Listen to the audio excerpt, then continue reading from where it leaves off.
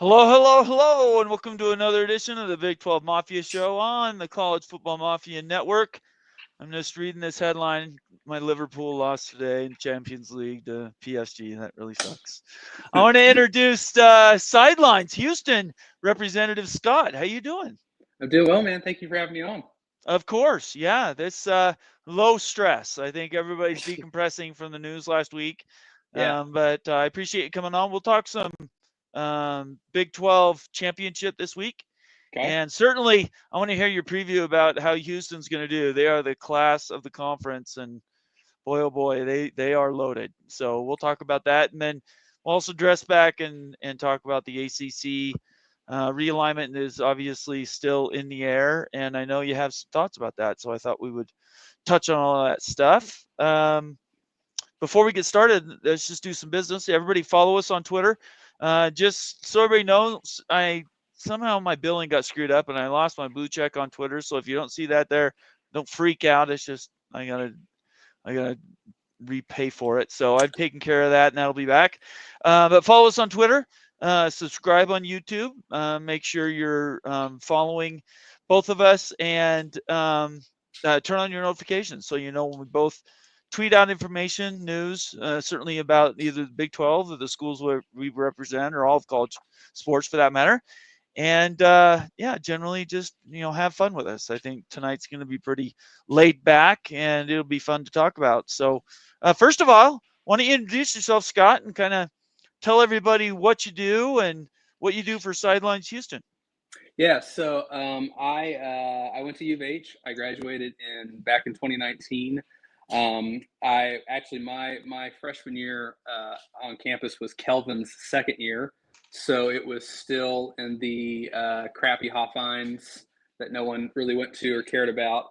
And then a couple years ago, I've always been addicted to Twitter. That's always been my thing, and I saw sidelines accounts that were always active and stuff, and I noticed the U of H one hadn't been touched in months, and so I reached out to Graham over at Sidelines, and I was like, hey, can I have a shot? And he was gracious enough to let me do it, and just been doing it ever since, and been blessed enough to make a lot of virtual friends in the UH community, and if you don't know, U of H fans and Iowa State fans are best friends. So I've met a lot of great Iowa State people, Best and friends, really? we're best friends. We're Wow. Iowa State fans and U of H fans are best friends. Okay. We've I grown still can't that. tell if you're being sarcastic or not. No, I'm dead serious. Okay. It was kind of a I think what happened was, last year when we came in, everyone thought we were going to suck, and we didn't, and everyone thought Iowa State was going to suck, and they didn't, and so we were kind of both like, let's just have fun with it. So no, Iowa State fans and U of H fans, we really are. We're very close. We're close knit. But yeah, no. So it's been fun, and I've been again blessed and lucky enough to make some connections and be told certain things, not everything, but I do have some connections and am fed some information. So yeah, it's fun. It really is. It's a lot of fun to get to connect with people like you and the other schools and just talk about sports. It's great. So we're both recent entries to the Big Yep. 12. Obviously, BYU's all in has been, from years ago actually when they should got it in a couple other times. But Houston kid took a different path, Yeah. and I know I think the perception was that you were sort of carry along, right? Hmm. Houston was like an and one or an and two, Yeah. so to sort of go with the other schools that came, and there was a little bit of a perception. I Hmm. don't think that that's nuclear science to anybody. Right. So how have you guys handled that? Because I think you did do better in football than people were expecting. I think, and certainly Yeah. basketball, you've Basketball. represented. Yeah. Well, you turned it around. I think you played well at the end of the season, right? You beat Utah. Utah was not a bad team, even though they lost a bunch of games. That's true. They only lost. I mean, almost every game they lost was, except for Colorado, was by one score. So, that's not a big deal. Right. And I think I don't know. You guys are building something there, and We are, yeah. you tell everybody how that works. Yeah, so just for people who may not know, it's not a secret or anything. It's pretty well known. Um, well, two things. First is when the Southwest Conference was breaking up back in the day. Right. Originally, we were supposed to get in to the Big 12, and Okay. Baylor was going to be left out. And the governor of the time was a Right. I lady remember named that Ann story. Richards, and Ann Yep. Richards got on the phone and they switched. Right. So we got kind of screwed from the jump when it Okay. came to that. And then we were in the wilderness for years, not just athletically, but academically. It was U of H had a very bad like whenever my family moved here when I was 3, and it was U of H was kind of a joke. Academically and especially athletically, it was called Cougar High. No one took it seriously, and like the basketball program was not touched until Kelvin came along. I mean, Okay. you had Phi Slamma Jamma in the '90s, and then it just nobody touched it. Right. Whenever, like I said, whenever I started, when I was a freshman, it was still the Hawthines, and I went to one game in the Hawthines, and I don't think it had been touched since the '90s. I mean, it was Oh wow. decrepit. It was decrepit. It was gross. It was dark. And then when it came to football, you would have these flashes with like Case Keenum and Kevin Sumlin, and Right. you would have this momentum, and then Kevin Sumlin would get hired away, and then you would have the same thing with Art Briles, and Right. we're not upset about that. But every time I probably would be. yeah, well, yeah. But no, every time we would try and build momentum, the rug would get pulled out. The same thing happened with Tom Herman. My first year, Tom Herman's was his first year, and then Tom Herman left. So it was a constant rug getting pulled out from underneath you. But and again, this isn't like a secret or anything, but there was this last time around, there was like an 11th hour attempt by Texas schools in the Big 12 to block us at the 11th hour from getting in. And at the time, the athletic director at the time, his name was Chris Pesman. Pesman picked up the phone and called Tillman Fertitta, who's the chairman of the Board of Regents. And for those who don't know, Tillman Fertitta is a billionaire. He owns the Houston Rockets. Okay. He owns Landry's Food and Casinos. And oddly enough, he got named ambassador to Italy by President Trump. Didn't have that on my bingo card, but he did. And Pesman called him and was like, we're in some serious trouble. And Tillman had to use call in every donation favor that he has amassed over his however many years of giving to force us through. So we almost got left out again. Who was supposed to get this spot? So what I've heard was that the Texas schools were pushing to stop at 3, to stop at BYU, Cincinnati, UCF, and leave a 4th spot open to be filled at a later date. Really? Interesting. Yeah, that was kind of their push. Okay.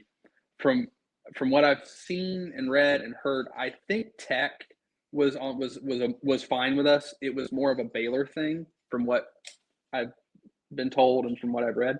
Okay. But it had to be manhandled across the line just to get in this last time.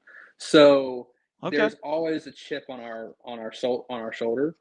And if Houston is a very working class city, there's a chip on people who live in Houston, our shoulders. So it's fine with us. It's how we roll. And then, we kind of, again, with basketball, everyone thought we would suck, and here we are. So it just feeds into that, I think.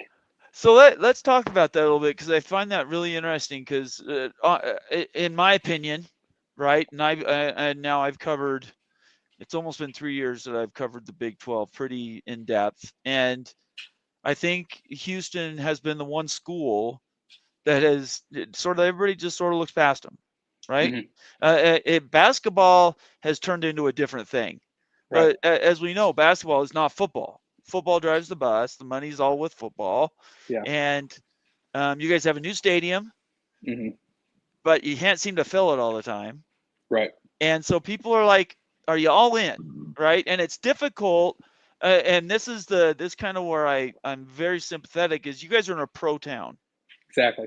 You have and that and we talked about this last week in the ACC. When you look at viewership, the schools that have generally have pro teams have challenges in the college area. Yeah. And that carries straight over from the ACC to, I think, Houston is the one sort of outside of Dallas, Mm-hmm. right? The Provo Metro, I mean Phoenix, I guess. Right. Sorry, Provo. I meant Salt Lake Metro with Provo. You kind of count all as one DMA, but Houston by far is the biggest. And so Right. it's kind of this bipolar, right? It's easy to put money in, and look at BYU, right? They did exactly what Houston did.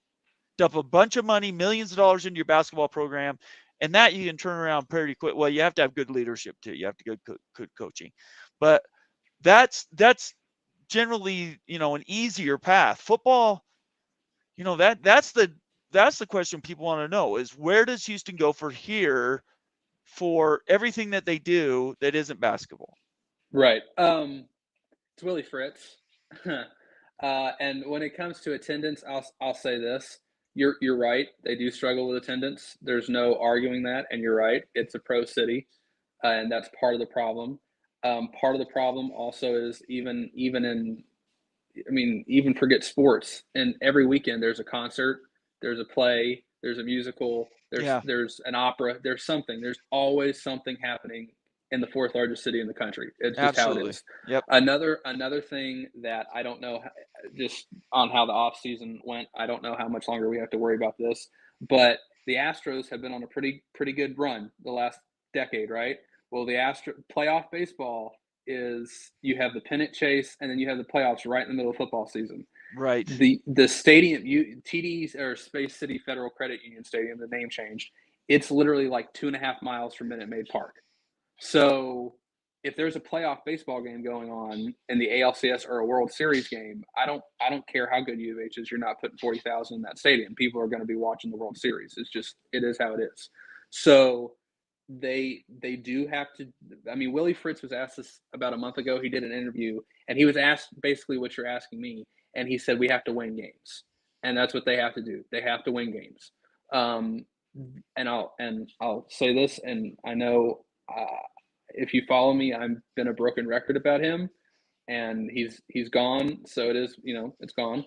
But Dana Holgerson left it in a very bad situation. We've heard stories. Yes, yeah. Dana didn't recruit.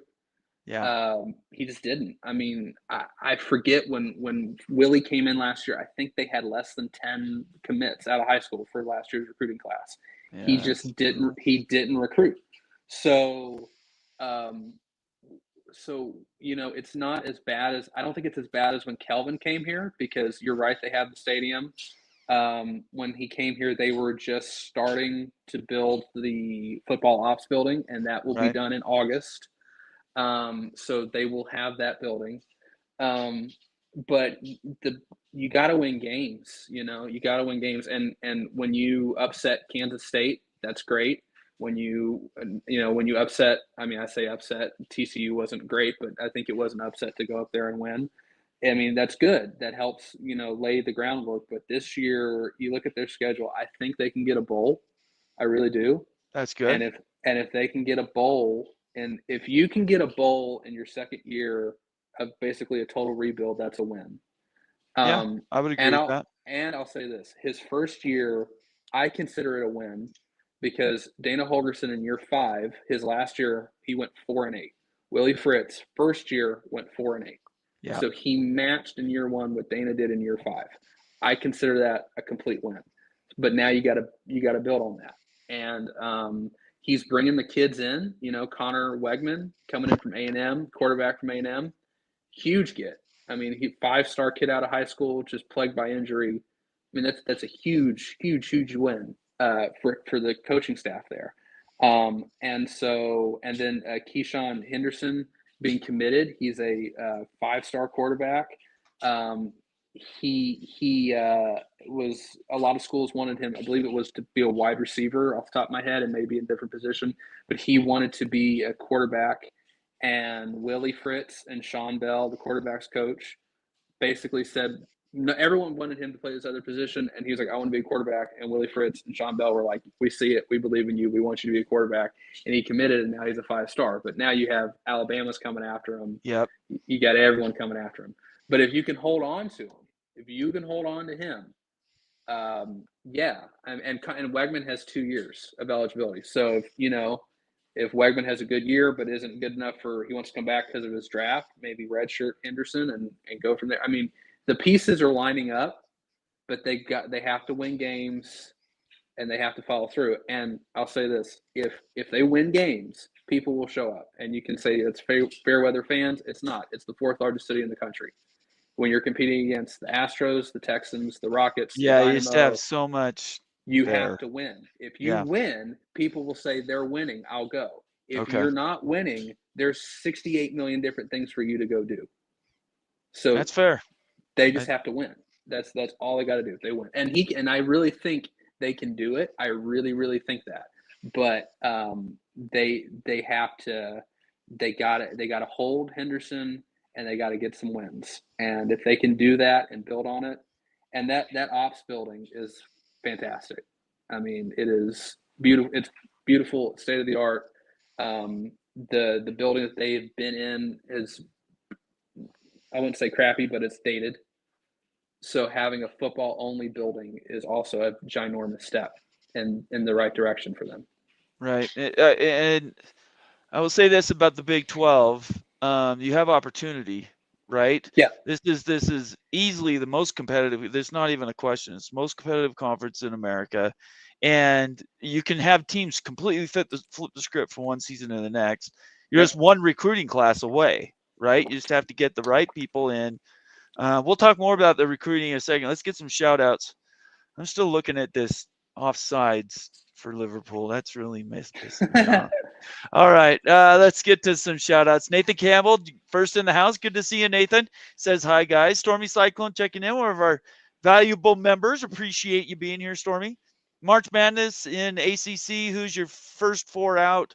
Last 4 in on the bubble. Of course, we're talking football, not basketball. That's hilarious, Stormy. First 4 out in the ACC. I'm not sure what he's talking about. Is he talking about realignment there? Because right now, the ACC, who knows where they're going to be in 5 years? I have. If he's talking realignment, I know Florida State, Clemson, and North Carolina are out. I know that. I'm sure Miami's in that list. Probably. Those 4. Probably. Yeah. Yeah, it'll be. Yeah, we'll get into the ACC here in just a little bit. Let's do some more. Let's see here. Skaven Yeses checking in. Another member saying hello, gentlemen. Go Big Red. Daniel Gygax saying hi, everyone. Caleb Ramirez says let's go. M8. Let me make sure. MBM. I always get that mixed up. MBM, a newer member, but valuable. Appreciate you being here, MBM. Guess you can't type in all caps. I'm not sure what that means. But he says go Pokes. That's great. Daniel says, MBM, I can type in all caps. There we go. Morris Simmons, another valuable member of the Mafia family, checking in, saying, hello, everyone. Go Knowles. Recent convert since Florida State's now back on the table, and they're going to be top of the conversation list for months and months and months until something gets settled. Love our Florida State people. Big Lubbock checking in. Texas Tech fan says, sup. Good to see you. BYU football checking in. Shonsky saying hi, everyone. Almighty Finn, another ASU guy, saying, hey, Bomber, love the show. I know I love you too. Almighty Finn, appreciate you very much being here. Nathan Campbell, Bomber, could you ever see possibility of any of the formal Big 12 schools that left come back? Example, no, I don't think so. Do you see that? No. Yeah, I don't think so either. No. No, I wish, Nathan, but I don't think that'll ever happen again. Now, the one thing, what could happen is you could have consolidation. We've talked about that 100 times, right? Where they end up in the same, supra sort of a organization. Conference. Yeah, but certainly not in the Big 12. No.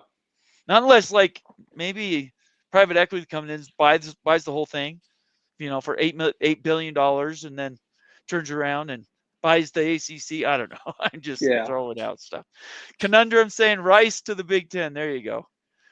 Oh boy, realignment talk is so fun. It always pays off. Let's see here. Get to some more shout outs. Joe Z, good to see you, Joe.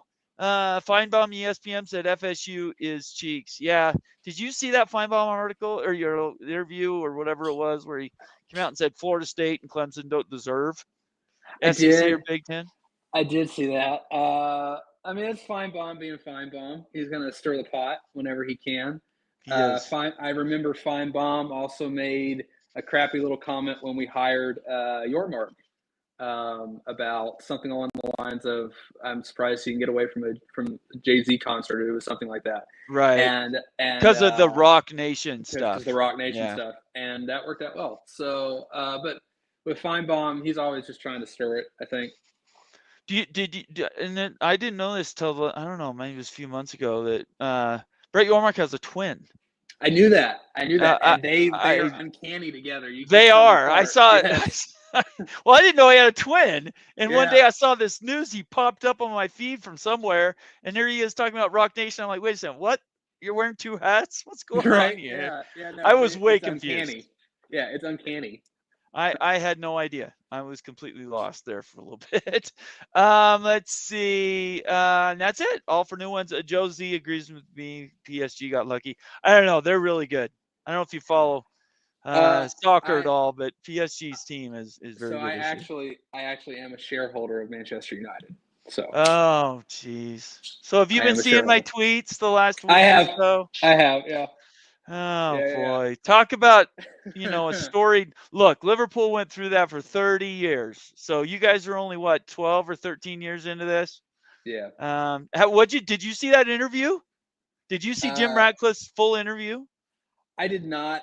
To be honest with you, I own stock because I was a United super fan, and then I got tired of Europa League every year. Oh yeah, and then because it's so hard, especially Europa League, just the scheduling whenever I'm at work, and it's so hard to follow because you can't watch the games because I'm in a meeting or I'm at this. Right. So I see the scores. I can't tell you the last time I sat down and watched a whole game. If they can ever get their act together and get Champions League, and so that will fix the weekly schedule, then maybe I'll be able to watch a game or two. I personally don't like the idea of them tearing down the stadium. Yeah, that's remarkable, right? I don't like Old Trafford. They're going to replace it. They're going to put it in that parking lot, and that urban sort of area. I mean, the design, the stadium looks fantastic. The stadium design looks amazing. Sure, but when you have the government paying for half of it or something, some crazy billion-dollar project. Gotta love England, taxes and everything. Right. They'll subsidize anything in England, especially anything. soccer. That's funny though that you're I'm not a super fan for Liverpool. I can't afford to buy into that, but yeah, that Manchester's in just a mess. I would recommend you watch a Jim Ratcliffe interview. Yeah, it's worth it. It's like 44 minutes. Okay. It was extraordinary though because he has no filter. Oh really? No. Okay. I've reposted the link on my Twitter feed if you want to find it, or just Google it. Okay. But he said some stuff there that's just like, what? Yeah, my Aussie Shepherd, her name is Josie, and I named her after Jose Mourinho. Oh, okay. So all right. Well, United through and through. Okay. All right. So let's jump back into a little bit more of Houston before we start talking about the ACC. Yeah. Again, football drives the bus, right? And I do see steps forward, but I think you've got some really big headwinds. The Pro City thing, I think, is real. And I think that struggles. I know you're saying win and they'll just show up, but it's chicken or the egg, right? So the question is, do you have an underwriter? Do you have big pockets that are feeding the football program, not the basketball program? Right. Billionaire types. I'm talking people that could write, $10-20 million check. Right. So this is where we are on that. It's Tillman Fertitta. He is the underwriter. Okay. Like I said earlier, he owns the Rockets. He's a billionaire. Okay. Fertitta Center, he wrote the check. Right. He is. They just started up a school of medicine, and it is the Tillman J. Fertitta School of Medicine. Okay. So he is the guy. Now, This is what I would say. And this is where, so again, also if you don't know, UH has a new athletic director. He got hired back in August. Okay. The reason, or one of the reasons why the old athletic director was nicely told to leave, is because of the fundraising was not there. It just wasn't Okay. there. Okay. Now, this is what I would say. BYU, for example, you guys, while you have not been in the Big 12 forever, you have the fan base, the money, the pockets Right. to do whatever you need to do. It's For unique. Yeah. Yeah, for the Baylors, the Techs, the TCUs, who lost to Colorado today, didn't see that coming. Wait, what? Whoa, what? TCU lost to Colorado? Yeah, 2 points. Colorado Six. won like what game? One Yeah, game? they lost That's by just stupid. 2 points. They lost by 2 points. It's ridiculous. So anyway, you have the pockets, you have the money. Where because of our situation being left in the wilderness, we have literal generations of people who went to U of H who don't give a crap about UH athletics because they weren't playing anybody, because the stadiums were terrible, because no one cared. It was a commuter school. There is still a lot of commuters, but the number of on beds on campus has grown exponentially. So Salt Lake's, yeah, Utah's like that. yeah, Yeah, so very similar. they don't have, because of that, they do not have the pockets, right? So what do? You have to go. You're in Houston. You have to use it. You have to go to the Fortune 500 companies that are here and knock on the door and get big time sponsorship money to fill the hole, and so you get people who are graduating or graduated and go up through the ranks and make their money, and they can give. Tillman is the big one. There are others, but Tillman is the big one. And I would say this, that the new athletic director, this article came out about 2, 3 weeks ago, where he said that by the end of the year, they're expecting to close 6 new sponsorship deals with companies, and 3 of them are Fortune 500 companies. That's what you have to do. You got to get the money in that way. And then just circling back to the thing about me saying if they win, they'll come. I really think that, because whenever I was a freshman and Tom Herman was there, and they had that Peach Bowl run that no one saw coming, Yeah. that stadium was They got packed. him the job at Texas. Yeah, it got him the job at Texas. Yeah. That stadium was packed every night, every game. That stadium was packed because people. They were highly ranked. They were winning. It was fun, and so and again, especially with the Astros, I don't think they're going to be going to the World Series anytime soon again. You have a window here where you can capitalize on that. And also, what's different this time is Kelvin, I think, has so elevated the brand that if you start winning football games, people will pay attention to the UH logo because of Kelvin, and they'll be, oh wow, UH is ranked, and so I think, oh wow, they're winning games, let's go. So I really think, it's a lot. I'm making it oversimple. I'm oversimplifying it, but I really think if they can just start winning games, it will go a long way to help solve the problem. I really do. I don't disagree with you. It's like you said, that chicken or egg thing is real, though. You have to get money. Yep. But the way you get money is win. Yep. And then in the middle there's recruiting. Yep. And I think that's probably Houston's biggest challenge is you can get people in, and then they're there a year, and you're essentially the farm school for everybody else in the Southeast. That's what it's turned into. Well, see, that's what it was, but now in the Big 12, is it that? See, that's what's going to be interesting. Is we've never had a winning football team in a power conference before to test that theory, right? Right. If the next Nick Saban starts here, right? I'm sure. But that's the same at any school. Brian Kelly left Notre Dame. If Alabama picked up the phone tonight, Lane Kiffin would be gone. So that's at any school. But you're right. In the past, it has just been an on-ramp. But now being a power conference, is it going to be that? I don't know. We have to win to see. But I will say right now, I don't think Willie Fritz would be looking for an on-ramp anywhere else. Just his age. I don't think he's looking to go to Texas. Tom Herman was never going to stay here. How old is he? Is he in his 50s? No, off the top of my head, I think he's 64. Okay, so he's a bit older. Mm-hmm. Yeah, not like Herman was right in the. No, Herman that was right in his. Yeah, that was unfortunate. You guys did that a few times, right? You had a coach, lost it, and you lose that momentum. Yeah, and I'll say this also about the sponsorship money that just drives me nuts. It just drives me nuts. In that article, the new athletic director, his name is Eddie Nunes.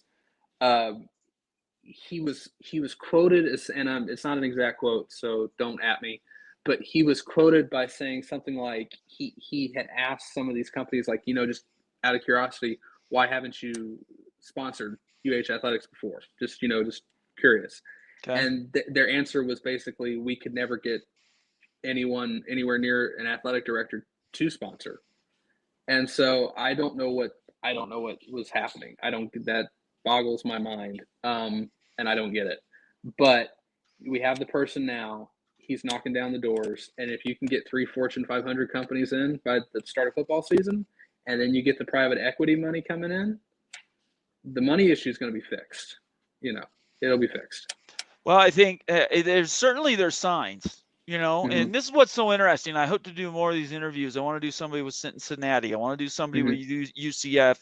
It's about time that everybody can actually say you're not just the new guy, right? Right. A couple of years, and you should be, especially Kelvin, especially back-to-back champs. Right. Well, again, basketball is a different world, right? If basketball drove the bus, Duke and North Carolina and Kansas and Arizona would, Pepperdine, for heaven's sake, I don't know. Right. The Northeast would dominate, the old Big East. Schools and everything up there. So Connecticut is certainly a machine regardless, but having that protection as a power conference school, now there's competition. I want to bring this up, and give me a second because I want to send this out. Can you answer a question for somebody while I put this together? Just decided to share this. Let's see here. Nathan Campbell, answer that question for me while I put this together. Yeah. That's a good question. So I was an Arrows fanatic when I was a kid. The Arrows were the minor league team for the Minnesota Wild. They played at Toyota Center, and there's a whole history behind that as to why they left. I think they will get it. From watching just NHL reporters on Twitter. It does look like we'll get it. I don't know in the time frame, probably 5 years, I would guess within 5 years. I do think that they'll get it though. And I hope they do, because that hockey is great live. It is not the best on TV, but in person, it's a lot of fun. But that's another mouth to feed in the media market. And so, I hope it does, but again, you're adding another mouth to feed when it comes to ticket sales and television ratings and everything else. But if that were to happen, I think Tillman Fertitta again would be the owner of that team, since he owns Toyota Center. I think that would happen. So I'm going to put this out there. I don't know if anybody's going to join to cover this, but it just occurred to me. This article is fascinating. So again, I don't know if you saw it today, because like you said, we have real lives, right? And there's other things we're tracking. But there was this comment from Jamie Pollard. You know who he is? I do. Okay. So everybody who's watching, and you're watching live, I'm trying to share this so you can see it. And I'm going to actually make it bigger. So if we disappear for a second, it'll be okay. Okay. So this is Jamie Pollard's the Iowa State athletic director, if you don't know. And this is fascinating. So what I'm going to do first, and as we always try to do, we're not perfect, but we certainly try. There's Jamie Pollard's post on X. You're welcome to look it up yourself. But this was fascinating to me, because he took an article that came from Arizona State, and their school funding is, all the old Pac-12 schools, for anybody who doesn't know, were broke. Yep. Every single one of them. The Pac-12 was run so poorly. They were way in debt, all of them. Washington State, Arizona State was like 70 million or something. So this comes out, and this is reported by the end of the state. So now we have this report from Arizona State, and the athletic department, okay, received $51.7 million. I'm going to say that again, $51.7 million from the state to subsidize their operations. And Jamie Pollard's just sitting there going, what? Right? How do we deal with this? And, I posted something on Twitter. It's like, this is reality, right? Just complaining about it doesn't get you anywhere. And Arizona has way more money as a state than Iowa State does. Right. So this is the open question. And I think it's interesting because Houston actually is better in this regard because they were making less money before. So you already had lower suppressed operating budgets. And now you're scaling up, right? That's the reverse. Pac-12 came in and they were bloated. They were way overspent. Everybody was spending money to try to keep up with USC, right? In Oregon. There's nothing else you could do. It was an arms race. And now every one of them's way millions and millions and millions of debt. The only way they can run is at a deficit. Right. Or a bare minimum, right? They can keep their operations going. So how do you compete? Houston, ironically, is in a better position now than, let's just say, Utah. Both pro towns. Populations are massively different, but Utah is very successful at the end of the Pac-12. Honestly, the Pac-12 was down when, anyway, I'm not even talking about it. But Utah comes in now and they were expected to win, but what happens? They run into a train wreck, right? Because they came in built to do something different, and the Big 12 just absolutely is built a completely different way. I always argued it was a much tougher conference. I enjoyed that so much after all the Utah fans all summer. I enjoyed it so much. You're not the only one, right? The whole conference. And they did it to themselves, and we don't need to get it. This isn't about stomping on Utah. It's about talking about this Jamie Pollard who's basically throwing the flare up in the air. And it's ironic he did this today because congressional hearings were on NIL today. Yep. And that was another thing, and we'll talk about this tomorrow. That'll be part of the headline for the tomorrow show. But they basically, everybody put their hands in the air. So we can't do it. Congress, please save us. We want all these antitrust exemptions. Why? So they can stop everything that's happened with open transfers, salary cap, players not getting much money. And they're begging Congress to give them this power back that they don't have anymore. So I guess the question to you is, one, do you see an opportunity for Houston? Because maybe they're not running these deficits, so they have more flexibility to spend more money. And two, where is the Big 12 in just a couple of years when some of these state budgets start hitting Kansas State, start hitting Kansas, start hitting Iowa State? Cincinnati, I have talk about another pro town, really challenge. UCF. Yeah. I just don't know how some of these schools are going to be able to keep up. Oklahoma State has a user base. They'll be back. Utah's going to be back. There's no doubt in my mind. Arizona State's here to stay. Arizona will get back. But some of these traditional Big 12 schools, they should be looking around going, where are we getting the money? Yeah. So that I had not seen that. I had not seen that tweet. What is interesting about that, just seeing Arizona State say that, is at Houston, our chancellor, Dr. Couture, is taking literally the complete opposite approach to that. So that has been our approach for the past. What has here, clarify just so everybody knows. Yeah. So in 2008 when she got here again, it was the academics, everything was bad. Right. And she understood that she calls athletics the porch of the university. It is the front porch. Yeah. And she firmly believes in that. So the university has been subsidizing the athletic department for years. I don't, off the top of my head, I don't know the numbers, but they have been subsidizing the athletic department for years. That's how the Fertitta Center gets built. That's how TDECU Stadium gets built. That's how the Guy V. Lewis Development Center gets built. That's how the Baseball Development Center, that's how that gets built. Okay. And of course, donor money too. But the school has been subsidizing it because of the money that we are about to start getting from the Big 12. And then, I mean, they knew about the private investment long before we did. Right. She has been very adamant really ever since we got into the Big 12, that the days of the university basically funding the athletic department has to stop. Right. Because it's not, one, it's not sustainable, and two, it's not really right. The university, it's its own thing. The athletic department has its own thing, and it's okay for the university to cover a $5 million shortfall. That's fine, but we can't subsidize this for eternity, and so that's part of the reason why there was a change in athletic director to make that happen. So it's very interesting to see Arizona State basically take the position that we took when we were in the American. That to me is interesting. When it comes to the Big 12, I think that's why you're seeing the talk about private capital, private equity. Right. That's why you're seeing the talk about, and I don't like it, but like the All-State Big 12.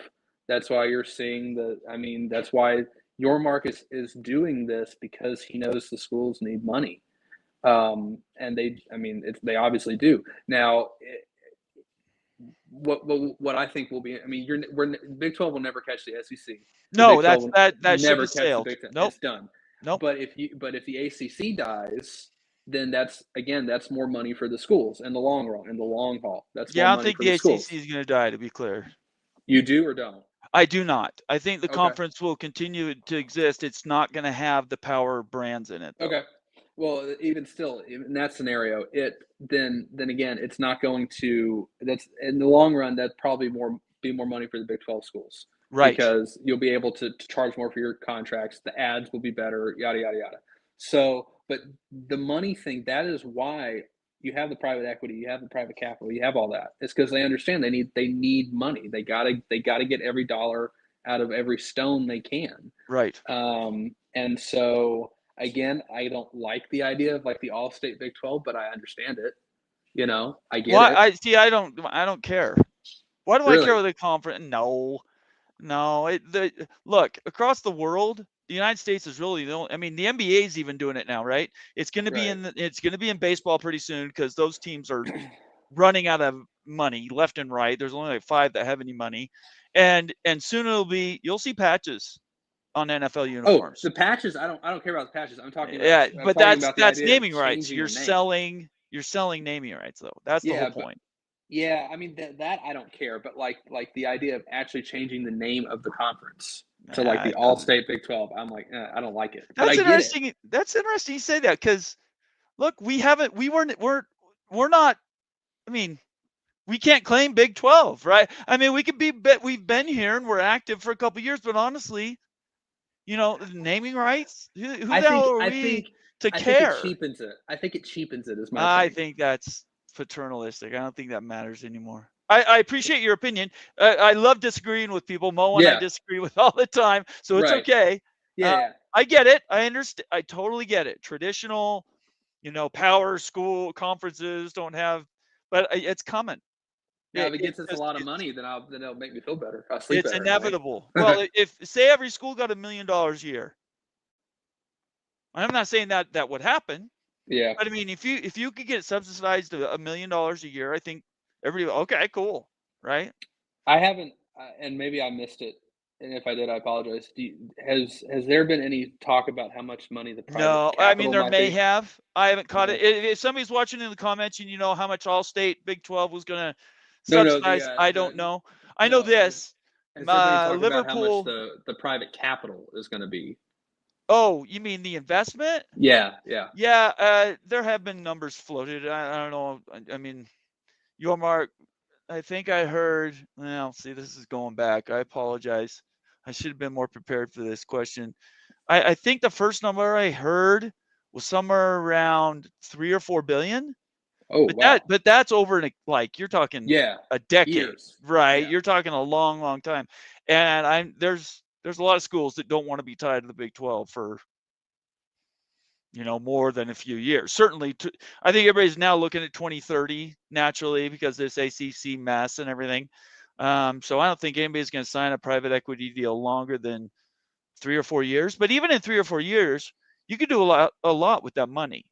Thing is, it's not cheap money. You can float bonds. There's other ways to raise revenue. Right. That's not what I would use the money for. I would use the money, and I know you've heard this, I would just buy as many ACC schools I get right now. Yeah, and so those would be what? Those would be Louisville, Virginia Louisville, Tech, yeah, North Pitt, Carolina State, Pitt. maybe. I would prefer Virginia. I would get both I Virginia see. That's schools. just it. Are you going to get a Virginia? I think Virginia is probably going to get grandfathered in if I had to guess. It's Virginia. University of Virginia has one of the big. It's just too big. Yeah, But Virginia Tech certainly. Pitt yeah, is just right on. I don't know. yeah, They don't want to be here, right? The yeah, Big 12 has learned its lesson. Utah, everybody saw that and like, we're not doing that again. yeah. And Pitt has gone out of their way to say they'd rather be in a new Big East than have anything to do with the Big 12. And I would say, fine, let them just leave them off. I don't care. Yeah, Pitt does nothing for me. Like, Yeah, their national champions are like 60 years old. So, I mean, it's not. they don't even have a stadium on campus, right? Well, I'm not sure exactly where the stadium is. I think they play in the Steelers stadium.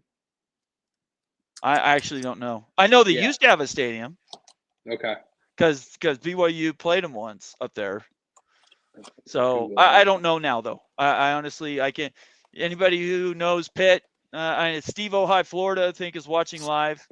You can correct us where Pitt plays. But anyways, if I'm the Big 12, I only want schools that want to be here, and I want to give them a plan to where joining the Big 12, how we get to the next level, right? There has to be. It can't just be throwing money out there and hoping. There has to be a strategy around it, and I'm not sure anybody's going to pick up my idea, but I think the thinking is if you can position yourself to be strong enough to have schools that carry enough brand value, so when this next consolidation comes, and everybody, it's coming. I don't care who you are, it is coming. You need to do everything you can to keep your brand value up, and that's what the Big 12 is going to try to do. See, I've always, and again, I don't know when it comes to this stuff. People always focus on football, right? But what I haven't seen talked about is what happens on the basketball side of things. Do they consolidate too? And does the basketball schedule and the football schedules, like if they break away and they have their own super league, for lack of a better term, do the basketball programs go with that, or do the basketball programs stay in their conferences now? Not in my super league idea. No, I think I would prefer they just take football and built football. Yeah. And then you just go one or the other, right? Whichever division you can afford to be in. And that's going to take money, frankly. Right. And if you can't write checks, I don't know how you're going to keep up. And that's not knocking anybody. Right. It's just not reality. Not anybody. It's just reality. Yeah. I mean, it's the world we live in now, right? It's all about, blank checks essentially. And everybody has to have an underwriter, a name, somebody, like you said, Fertitta, right? For Houston, BYU, Ryan Smith owns the Jazz, owns the Utah hockey, right? And he's a BYU guy. He's underwritten all of BYU basketball, which is in the tens of millions of dollars at this point, him and Danny Ainge. And football is getting there, but we're like this far away, and everybody can see it last year. So I don't think BYU has a brand, and I think the Big 12 realized BYU's not going anywhere. Right. Yeah, it's not going to be this big collapse again. That I think those days are done. Right. And I think Houston could get there. I think Houston has the, but again, it takes the commitment. Yeah. And I don't know, this Jamie Pollard thing, I've left it up so long because it's fascinating to me that his reaction, right? He's freaking out. And like it's funny news. It's funny to see him take it public too. Right. Right. Yeah. And somebody in our, and I love all our members, obviously. Somebody is an Iowa State. We have several Iowa State people in the, let me see here. Yeah, my best friends. Stormy Cyclone. Oh, man. Iowa State people are the best. Stormy Cyclone right here says, one thing's for sure, Pollard speaks what is on his mind, be it good or bad. And that's fine. Take it public. But I think it's dangerous when you say stuff in public because then people will lean into it. This isn't a surprise to me. I just don't understand. If you followed anything about the Pac-12, they should know what the Pac-12's finances were. This should not be shocking to anyone. No, but I think he's trying to get your point more public, that he can't sustain it. And how does Iowa State keep up with that? He's just trying to make that people think like they're, as Iowa State can't do that. What do we do? Right. So, I mean, it's fair. I just, and that, the schools I didn't mention are all the private schools. Yeah. Right. Baylor, TCU, yeah, BYU, they're going to have just this natural ability to do it. because they don't have this public debt. They don't have, everything they have is cash. Mm-hmm. So what you buy something, it's not, on junk bonds or something, however you do these long-term educational. And I'll say this for the Texas schools, and that it's for us and for Texas Tech in the Big 12. So part of the Tech I didn't mention, but I think Tech will be fun.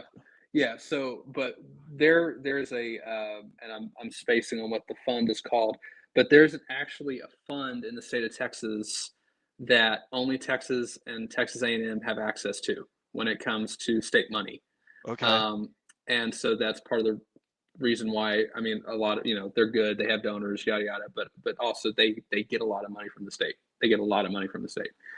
And so last year, so state of Texas, I work for a chamber of commerce, so this is like my world.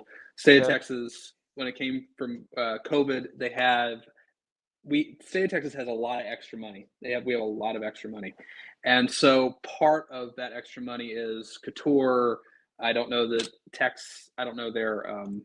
their chancellor's name, but U of H, Tech, Texas State, all the other public state universities went to the legislature and was like, we need our own fund, because it hurts us. It hurts the state because all of your public institutions are not being fully funded where we need it to be. And if we are, that means more research money. That means more this, more that. And so the legislature did pass it. It had to go to a statewide vote, and the state passed it. So U of H, Texas Tech, we are going to start getting a substantial amount of money from the state. And so that will help Texas schools. But like when it comes again to Iowa State, Kansas State, I don't know what you do. Especially, and again, I think Houston in particular has an advantage because we are in the fourth largest city in the country. We can we can go to Fortune 500 companies, and we can make up. I mean, we might not be able to make up all the difference, but we can make up the difference. I think that's been confusing to people. Houston's, I mean, you're in the oil. I mean, it's Houston, for heaven's sakes, right? Because it's a major transshipper for the entire United States for all its fuel. Right. I don't get, all the other groups get money. Why doesn't Houston get Texas A&M money, for instance? It's because of that. It's because of that fund. The only schools allowed to get the state money. I mean, the state gave money to U of H, to Texas Tech, but I mean a dedicated fund that every year you could draw money out of it, and it was on your balance sheet that you were going to get X amount of money. Only Texas A&M had access to that money. Okay. So now U of H, again, all the other public schools, and the way it's done is that it's based on your size. So U of H will get the most money from that fund because we are bigger than the other schools that are on that list. So, but yeah, no, they, and again, how do you grow it? You get, but like the Kansas State, for example, I went to Manhattan for a game. It was great. If you ever have a chance to go to Manhattan, go to Manhattan. It's a lovely college town. It's a fun college town. You're not gonna be able to get sponsorship money in Manhattan that you can get in Houston. I don't think that's a surprise to anybody. Yeah, I mean, but that's the opportunity in Houston is so much. Well, your population. I mean, your city.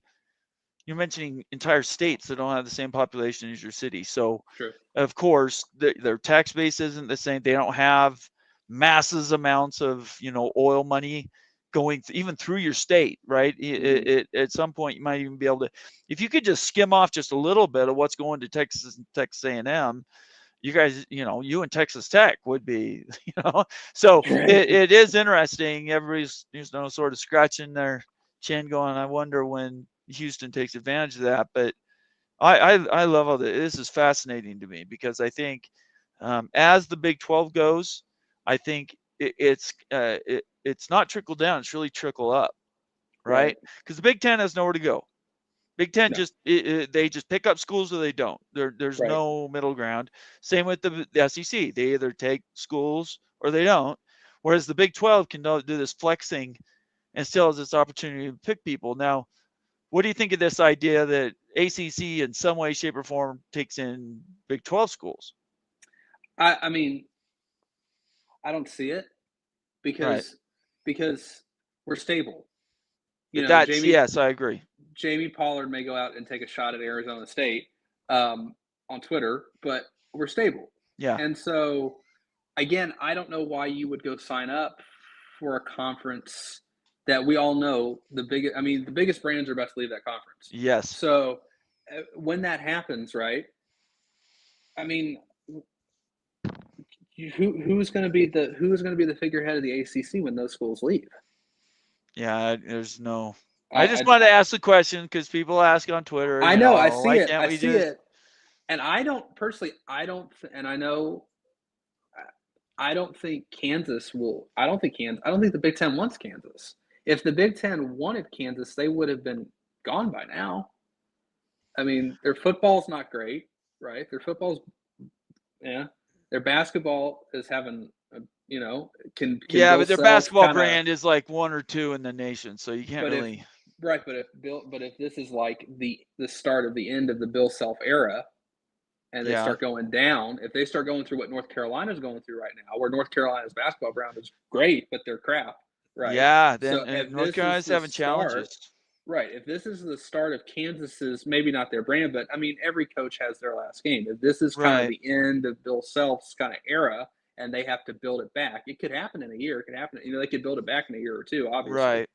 But if this is coinciding with a conference blowing up in realignment, dude, I just don't. I think and also I think the Big Ten especially is a football conference. They're a good basketball conference, but their focus is football. Yes. Kansas adds nothing to football. It does zip. And so, I mean, I personally think if the Big Ten wanted Kansas, they would have gotten Kansas whenever they were winning every national championship on God's green earth. They would have done it. Why? I love this so much. Why? Let's do a quick reset. Everybody, here we are. This is make sure I get his name right. Scott. I wrote it down so I don't forget. With Sidelines Houston. I appreciate everybody being here. We're an hour in. By the way, you can call time I do this all the time, so you can leave. Just put up your hand and we can wrap you up. But I appreciate everybody being here tonight. We talked a ton of Houston. I hope everybody was paying attention because there was a bunch of data in there. I had no idea about Houston, so we'll have to have you back. Yeah. And we'll do more of that talk. I think it's really, really important to, as this conference continues to get stronger, I think it's really important we know more about these schools. It'd be cool to do if you could find people from, like you were saying, Cincinnati and UCF, and have like the four of us on to do a newcomers show. That would be kind of cool. I would love to do it. You give me contacts. Okay. I've tried. Cincinnati and UCF has been very, very difficult to get anybody to come on. Okay. And it's interesting. I mean, it took me 2 years to get to you, and that was because you reached out to me. So I think there's a little imposter syndrome, to be honest. I think they're and that's not a negative thing, right? It's a big step up. You get into these conferences, so much more money, so much more power play, and it's really easy to come in bright and shiny, fresh, new, and then you can see Cincinnati and UCF have struggled. Coaching changes, have other things, and I don't know. I don't see the opportunity so much in those schools to make an immediate jump as I do with Houston. At the same time, I think Houston has the biggest challenges because of all the pro teams there. So it's kind of a, pick one, pick your poison. Anyway, it would be a great show. I'd love to do it. If you know anybody at UCF or Cincinnati, hook me up and we'll do something. I'd love to do that. Okay. If you're watching right now on YouTube, make sure you subscribe. If you're on X watching, because I open that for everybody because I love these open sessions, make sure you jump over to our YouTube page, College Football Mafia. Just look it up on YouTube and subscribe. do us a favor.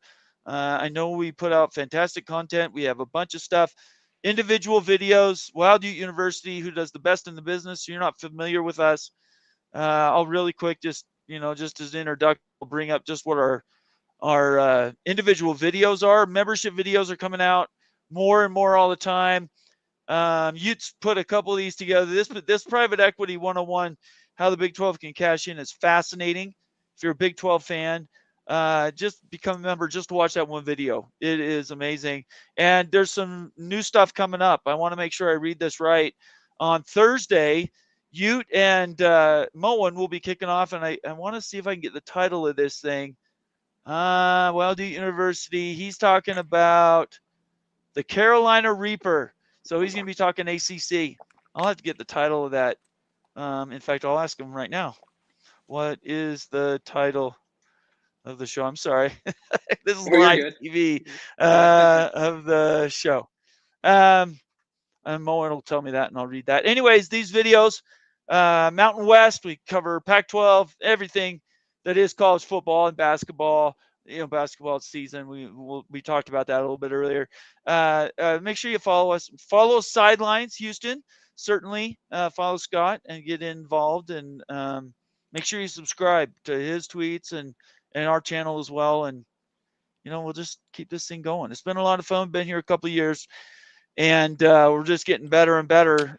We do cover a ton of realignment, so I'll take this off again, and we will talk ACC. You've got it right there, ACC madness. Let's talk quick review. Last week, ACC essentially went on a timer. They basically said 2030, everybody can get out for roughly $75 million, which anymore is almost nothing. Nothing. You can leave a conference and join another conference. My question is, which of those schools in the ACC can demand $70 million? Do you see one school that could go to the Big Ten or the SEC and immediately provide $70 million of value? Oh gosh. I think Florida State does. I don't think I know Miami is the market. I get that, and they have a storied past. I get that. I don't think Miami does. I don't think Miami adds 70 million, but they're, I get it. Florida State, Clemson does. I think Clemson does. I think North Carolina does. But besides North Carolina, Clemson, Florida State, I think it's just those three. Yeah, I don't know. I have questions. They're going to talk about that on Thursday, but I think it's really important everybody knows that you need to. Right now, that minimum $70 million. It's climbing. In a few years, the Big Ten and the SEC are going to be around $90 and $100 million a school, and the Big 12 is roughly going to make a little over half of that once the new deal kicks in, and that competitive imbalance is going to be very difficult, difficult to keep up with. Yeah, that's true. But the flip side of that coin is, if I'm Clemson, I know that, and if I'm Clemson, I'm not waiting until 2030. Because the longer you wait, the bigger that gap's going to grow. If I'm Florida State, the longer you wait, the bigger the gap's going to grow. And so I'm getting out as quickly as I can. Yeah, but where are you going to go? Well, that's true. Okay, in a scenario where the SEC or the Big Ten call and say, "Hey, we want you." Yeah, I don't think that's happening. You think they're going to wait? I cannot see an impending reason. Somebody prove it to me. Yeah.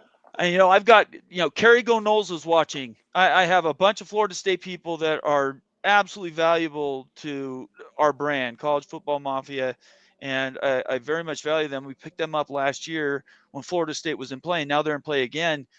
It all comes down to this, and then we'll get to this from Hawken. I want to make sure we talk. I didn't say anything about Kansas, by the way. That was all this guy. You're a Houston guy. I didn't say anything about Kansas because you guys beat us twice in a row and screwed us up last year, and so I'm not gonna say anything about Kansas football. I call football. A spade a spade. That was all Scott. That was not me. I didn't say we were Alabama. I just said I don't know what Kansas brings to Big Ten. I don't know. You gotta be careful. I know. You gotta be careful. Now, all these schools in the Big 12 are very proud, and it's very until you beat them.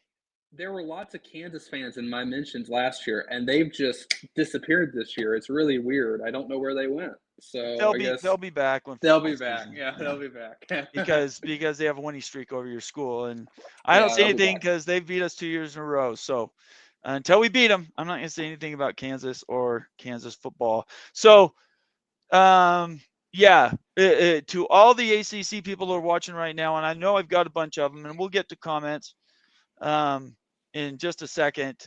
I think it's really important to understand that you can want to get it. Your point is very valid. And last year, that's what we said. You proved it.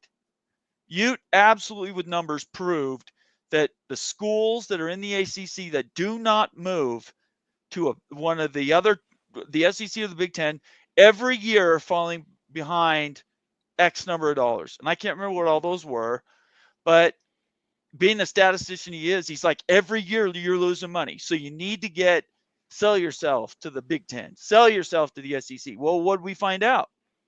They put their hand up and said, hey, we're here. And there was no takers. So you can want to get out all you want. But if nobody is there, nobody wants you. Yeah. Now the Big 12, Brett Yormark's openly said, sure, we'll come on over. We'll build something and do something else. But I don't think they have visions of doing other things. Now, see, what I do think is interesting is when you look at who does the Big 12 go get. We named all those schools. Georgia Tech. Does Georgia Tech, get involved in it somehow for Big 12? And then you have UConn just sitting there, and we all know Yormark went to UConn. Like, we all know Yormark went to UConn. So down the road, it'll be interesting to see, does UConn take an ACC school spot? Does Yormark get that? Yes, they could. They could, at the detriment of a Louisville or the detriment of a Pitt. Does UConn get that? Oh, you're saying in the Big 12? Yeah, in the Big 12. I don't think so, because football drives the bus. Look, if basketball carried enough value, they'd already be in the Big 12. Right, but Yormark wants them. He does, but he tried last fall, and how'd that go? It's true. And he wanted Gonzaga, too. It didn't work out. Yeah, that didn't work out either. Both those ideas he took to the board of directors, and both of them he said, I don't. Because everybody's looking around the room going, where's our football? Yeah. Right? We are investing in football. He went to Arizona University, and said, we are a football conference. That was after UH had won a national championship, and Baylor had won I mean, here's all this basketball brilliance. You're in Arizona, for heaven's sakes, with another basketball blue blood, and you don't talk about. I mean, they talk about basketball, but it's all football. Yeah. So I am glad Gonzaga did not happen. I think we're looking at that now, and everybody's going, wait a second, maybe Mark Few is, maybe the Pac-12 made a mistake, right? There are people saying maybe that wasn't the greatest move in the world, because what do they bring with them without football? Right, and I don't understand why BYU was never let into the Pac. That's the religion thing. It's just the religion thing? Okay. Yeah, got very liberal arts. Yeah. That's a whole different. I don't want to get into it because that history. Now I'm 54, almost 55, and I have a Sports Illustrated that came out and said on the front cover it says BYU to the Pac-12. Sports Illustrated came out, and that was at 86, and they tried for 45 years, and now we tried to get in the Big 12 for years. Right. And now they look back on that, and John Canzano wrote an article, I think John Wilner did too, that said if they had picked up BYU at the same time they took Utah and didn't take Colorado, that the Pac-12 might still be around. Oh yeah. But that's revision. There's nothing we can do about that now. The money that BYU brings and the eyeballs BYU brings is just insane. That I mean, U of H being left out, I don't agree with it. I understand it. Right. BYU, it's mind blowing that you were never let in. It's just crazy. Well, unfortunately, I'm just gonna say it. Religious bigotry of all kinds is still in the United States. Yeah. And I don't talk politics on here unless we're talking Ukraine, and I don't want to get into that. It's really sad that those type of things affect real life, but they do. Yeah. And there's politics. I would say the same thing for Houston. Politics kept you out of the Big 12, and it's not much different. I mean, it's quite a bit different. Politics and religion are the two you don't talk about, but it is interesting because now look who's still around. Right, exactly. It's the great. Liberal arts schools are dying, right? They're on a vine, and they needed big schools to bail them out. Yep. Or not Oregon, but Washington, UCLA especially. They were so in debt. USC being a private school, not so much, but Stanford. they needed Big Ten money to survive. Yep. Absolutely had to have it, and they were willing to sell their souls. What are the schools in the ACC that are going to sell their souls a half share, a third share? Because that's an ego hit. Yeah. Look, Oregon and Washington were not invited. Yep. They took half shares. The share thing too. I mean, if you're Louisville, if you're Pitt, if you're Duke, if you're Syracuse, I don't know. I mean, personally, what I don't understand is why the conference even agreed to it. I mean, why would what part? I'm lost. I'm sorry. Why would you agree to that deal, that settlement? Because you started a clock to kill your conference. I understand. I I get. Once again, did you watch all my shows last week? I was in training last week. Okay, all right. Well, you can watch them on replay. There's like 3 or 4 hours or 5 hours of it if you want. I don't get it, and I'm just like, and also like I understand the revenue sharing idea, but if you have two schools that have basically PO'd the entire conference. Yes. If I would have sat there and said, no, pound sand, we're not gonna agree to this, and so. It's very confusing to me why. And then if you're going to agree to it, fine. You make that exit fee so high, but $75 million? I mean, it's nothing. Even now, it's like $200 million. It's nothing. I don't get it. It's weird. Give me 1 second. I'm going to bump this ACC talk. I should have done it before. I apologize. And we're going to get to comments. So everybody's watching right now. I will get to as many comments as I can. I haven't really mentioned super chats or anything. I'll get to as many as I can. If you want your comment to be read 100%, make it a super chat. I'll also take member comments first so everybody knows kind of what the rules are around here. Give me 1 second. I want everybody to know we're talking about the ACC, and I'm going to do this. All right, we will bump that and see if we can get anybody else watching. Why you agree to it is fascinating. It's absolutely fascinating that we ended up here because everybody knows, and they're taking it for granted, that so many schools are already going to be leaving. All last year we argued, what does the amount need to be? And I don't know if I don't know if you watched our shows last year. That amount, you worked it out. It was like $307 million each school would need to buy out to replace what they're leaving. Their brand value. Right. 307. Right now, it's 148. Is that what it was? I can't remember now. It's something like that. Yeah. Like, that's a ridiculous number, right? That's less than two. That's like less than half what we anticipated they would have to pay. Right. And that's just silly. Because it makes no sense. Like, there's no number that says the ACC will survive it on 150 million or 200 million, whatever the buyout number would be today. 183. I'm sorry, I'm tired. I can't remember all that number. But the point is that number is ridiculously low. Right. And we looked around last week, and the reason we're on so many hours is because it's just not, there is no explanation. Yeah.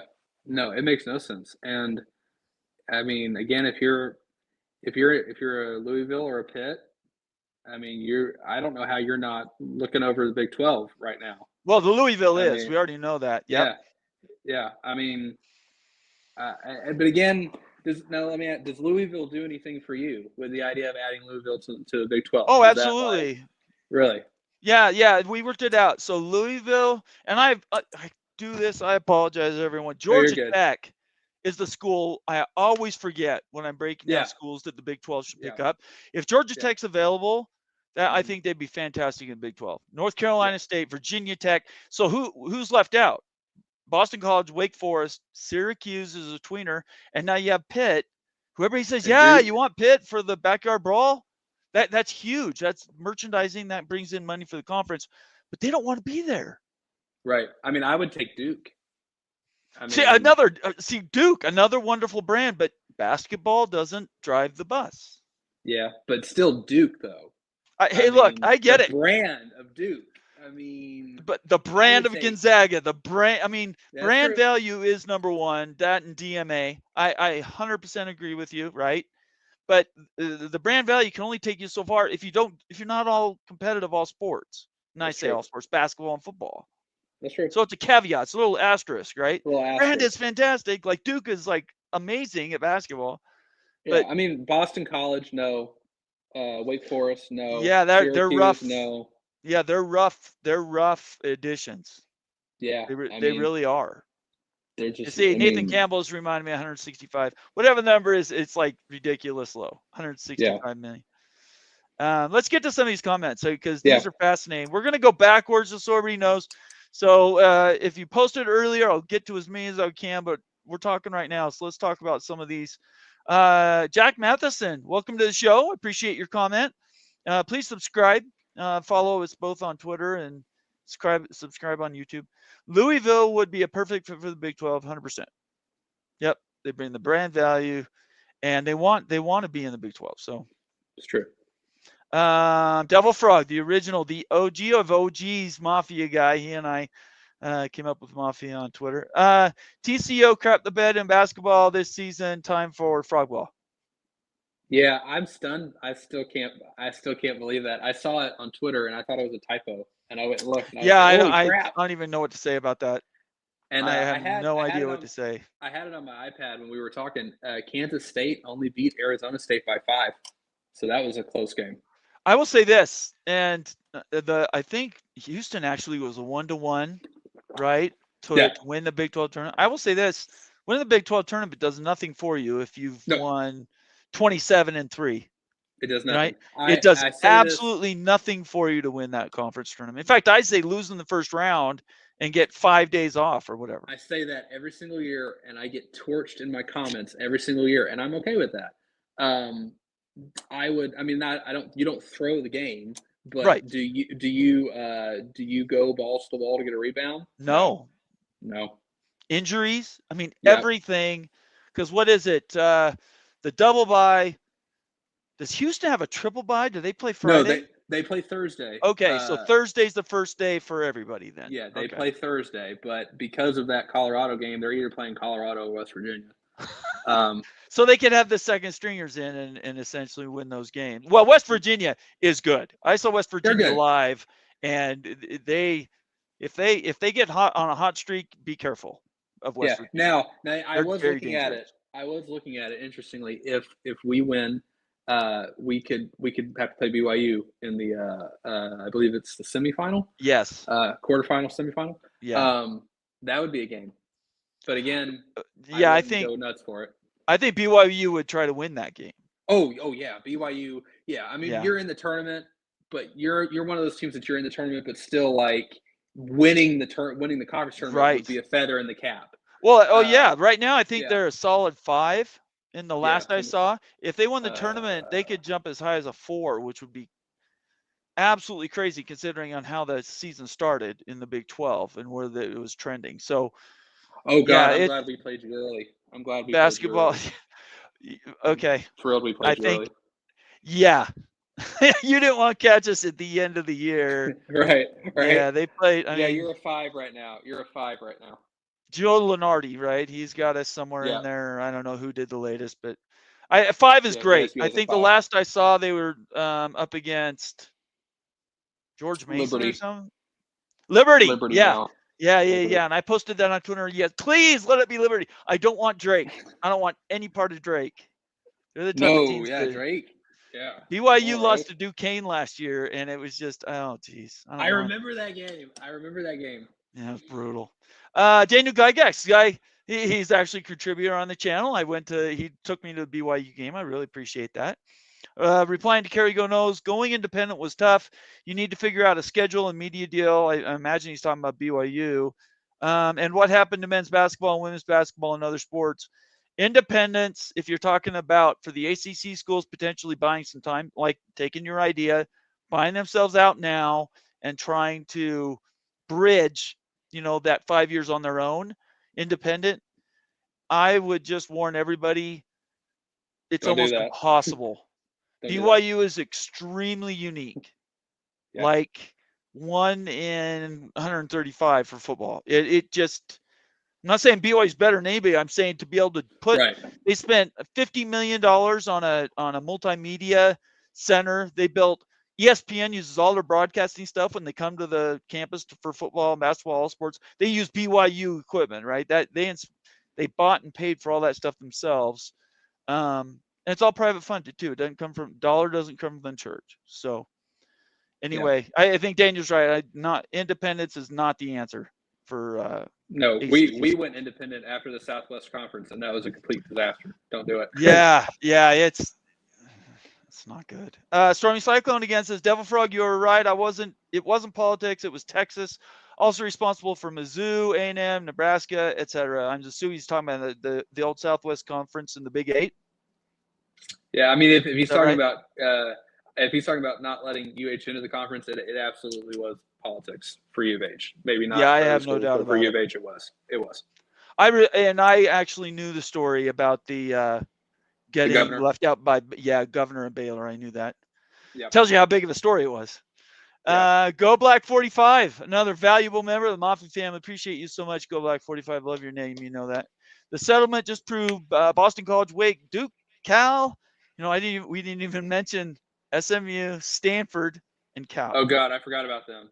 Yeah, I forgot. And that's the problem with the ACC. Everybody forgets about those schools, and it's crazy. Stanford and Cal are not throwaway, right? They are monster academic brands. They're monster academic brands. Oh well, they win all Olympic sports. Yeah, but it's Olympic sports. I'm just saying, they have brand value. They're just not. Yeah. I mean, when was the last time you tuned into a BYU swim meet? Oh yeah, I don't watch Olympic sports, so yeah. Don't take me there. There you go. The three just don't care about. Oh, sorry. The tree. Let's see. Wake and Cal, and the three don't care about college football and wanted FSU and Clemson gone. Okay, so we'll have to see. The ACC is fascinating. Time will tell. Yeah. RT, another valuable member. Appreciate you, man. Do we know who voted to settle? I do not. I don't think that's been reported. Have you seen anything about the settlement voting? Nope. The settlement's not even the right word, by the way. It's arrangement or agreement. It's a divorce prenup. Right. We had Bob. I personally interviewed Bob Thompson. Oh, by the way, he's the guy who helped negotiate the whole thing. Yep. I'm national, by the way. I'm not sure anybody else knows that, but I was the only one who interviewed him that day, like the day it broke. And it's just amazing to hear his stories of how that went down. It's extraordinary. Ethan Campbell again, can you tell me who else is in the ownership group for the Rockets other than Tillman? I do not know that off the top of my head. One random fact I do know is that James Harden is part of the ownership group of the Dynamo, which is the MLS team here. So I know that. I cannot tell you who the other owners of the Rockets are. Oh gosh, Stephen Curry just became an assistant GM for basketball at Bradley. Yeah, big money. And James Harden's going to give a lot of money for ASU. That's where it's coming, brother. Look at what Colorado did. That is BYU's going to the pro model, exactly the same thing. If you're not getting a GM, if you're not investing in these big picture type things, you are going to get left behind. Yep. Especially if you're listening to Jimmy Pollard. BYU football, that is Shonsky. Love to have you here, man. Thanks for being a member and being around so long. The Pac-12 made an awful move. The funny thing about it is USC was bitching about the loudest about traveling for basketball Olympic sports, and USC caused it by going to the Big Ten first. cracks me up. That is ironic. That is ironic. Did you see all the bills? How much they paid? It was much more than they thought it would cost to travel. No, I missed that. I mean, Makes me it happy was, though. yep, and they're bitching and moaning. Oregon and Washington do the same thing. UCLA is just happy to be there. I don't Just think. happy to be there, man. Well, And they're. if Mick Cronin would probably blame the fans for the bills. It's all the fans' fault. Oh yeah, That's I'm what he sure. normally does. Yeah. Kerry Gonos, love you, Kerry. Thanks for being here, man. FSU will go independent is if that's the case. Yeah, No, see, I don't think. That's where I think FSU fans jump the shark and start overvaluating themselves. You're not Alabama. I don't think independent would. You need to be part of a conference. You're worth a lot of money, but you're not worth enough to be independent. I just don't think you are. Yeah, we've been saying that for a long time. I think Florida State is a fantastic brand. Oh, they're only one. Yes. Yeah, they're only one, maybe two national championships away from being a blue blood. I mean, that's how good they are. They're a great brand, and they're worth money, but you're not a big enough brand or worth enough money to do it alone. It's that $70 million today. You have to be $70 million, and I think that's the reason the SEC and the Big Ten are just going. We are not forced to pick you up. Why would we do that? Right. And maybe. We might. Why do we even need conferences for football, right? I just don't see a reason to even have the organization around conferences at all. But I'm kind of biased. Conundrum: Pac-12 equals champagne wishes and caviar dreams. Man, that's a throwback conundrum. I watched that show, by the way. What was that called? It was called. Oh, I can't remember. I'm so old. They used to tour millionaire estates, and it was on television. It was this British guy. What the hell was his name? What is it? Champagne what? Champagne wishes? Champagne wishes, caviar dreams. That's his quote. And it was all millionaire houses. I don't know. It was in the 80s. Lifestyles of the rich and famous. Yeah. Wow. Look at how did you just look that up? Sure did. Cheater. I was not alive in the 80s. Okay. Yeah. No, I actually was alive. That was appointment television. Devil Frog says Texas kept UH out. Yep. Texas and from after the initial point, absolutely Texas would block anything that had to do with U of H. Absolutely. Yeah. RT Big 12 media partners of Fox and ESPN. Yeah, plus puts the Big 12 in a contention spot for the Florida schools if they want in that bad. Look, the Big 12 is open arms right now. They are absolutely saying we are here.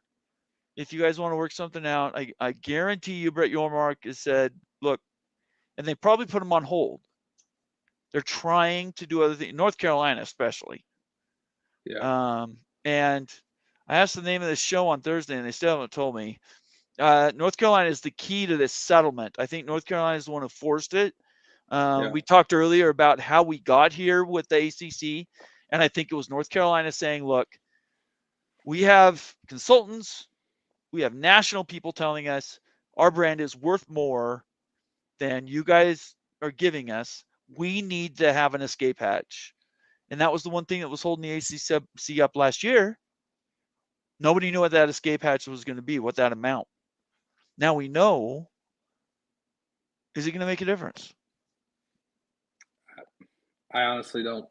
I think I think across the board, it's like a standoff on multiple different fronts, where you have the SEC and the Big Ten are looking at each other. You have all the schools, kind of that meme from The Office where everyone's standing there with finger guns looking at each other. Right. Yeah.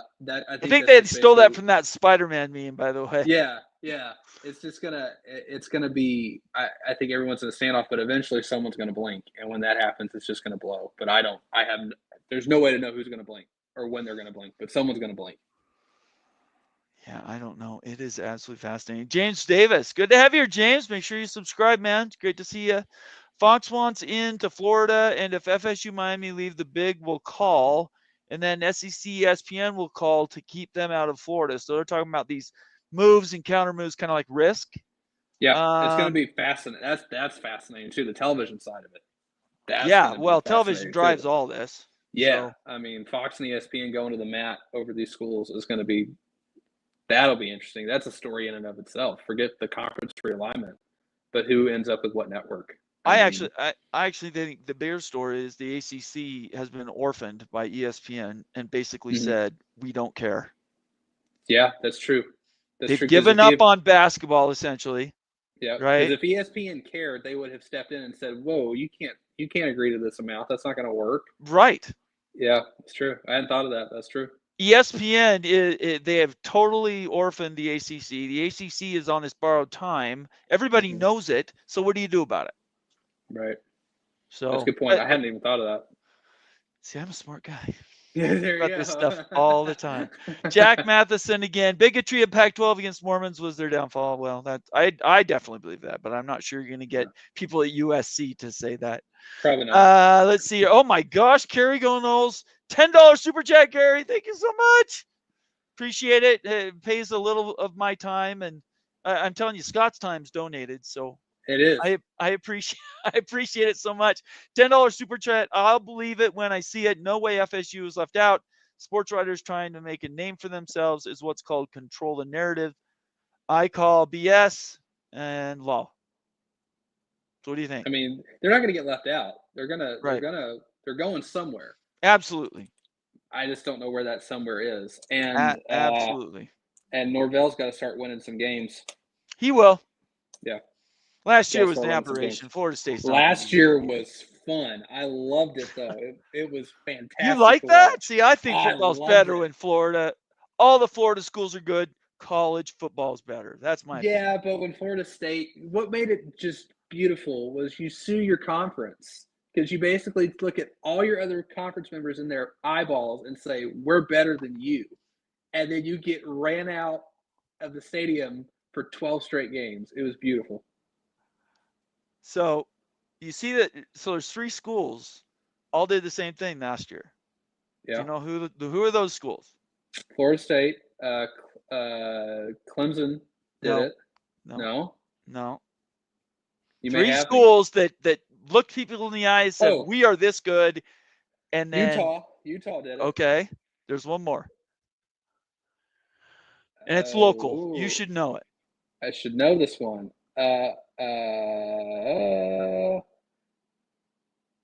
A&M? No, Oklahoma State. So all 3 of those schools did the same thing. They all looked their conferences in the eye. Oklahoma State, because they didn't get invited to the SEC. Utah, because they were orphaned from the Pac-12 and came in thinking they were something that they never were. I know Utah fans will never believe that. They were anyways. And then Florida State suing.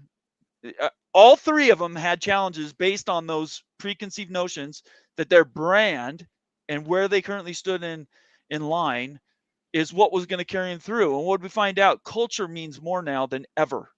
Yeah, it's true. Yeah, it's true. That's why what you guys are doing, keeping your coach, not, Willie Fritz sticking around. Mm-hmm. If he's building culture, you guys will win games. Yeah, I mean, I think he is. But again, that it obviously takes time, and whenever you're coming in after like a Dana situation, it takes a lot of time. Sure. But yeah, I mean, I think if he's given the chance, he can build something. But we got to give him some space. He has 4 more years left on his deal.